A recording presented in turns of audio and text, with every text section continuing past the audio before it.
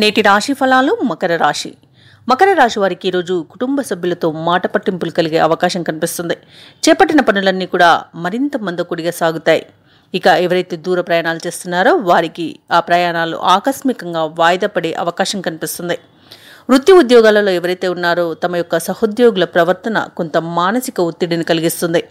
అలాగే ఎవరైతే వ్యాపారస్తులు నూతన వ్యాపారాన్ని ప్రారంభించడానికి చేసే ప్రయత్నాలు కూడా ఈరోజు విఫలమవుతాయి. మకర రాశి వారికి ఈరోజు శ్రమాధిక్యంగా ఉంటుంది. అలాగే ముఖ్యమైన కొన్ని కార్యక్రమాలకు ఆటంకాలను ఎదురవుతాయి. ఇక మకర రాశి వారు ఈరోజు భూ సంబంధిత వివాదాలలో చిక్కుకునే అవకాశం ఉంది కాబట్టి జాగ్రత్త వహించండి. ఇక మకర రాశి వారికి ఈరోజు ఆరోగ్యం ఇబ్బంది పెట్టవచ్చు.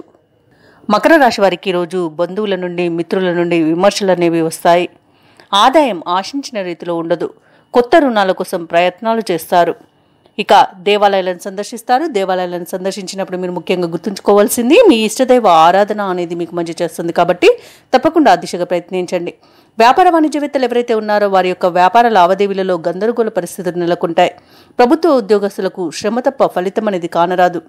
చిత్ర పరిశ్రమ వారు క్రీడాకారులు ఎవరైతే ఉన్నారో కొన్ని చిక్కుల్లో ఎదుర్కొంటారు.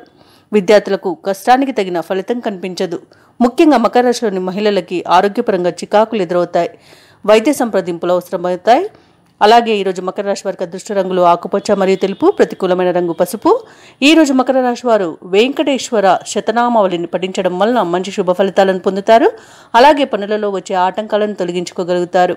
ఈ వీడియో నచ్చినట్లయితే లైక్ చేయండి, షేర్ చేయండి, అలాగే సబ్స్క్రైబ్ చేయడం మర్చిపోకండి. అంతా శుభమే జరుగుతుంది.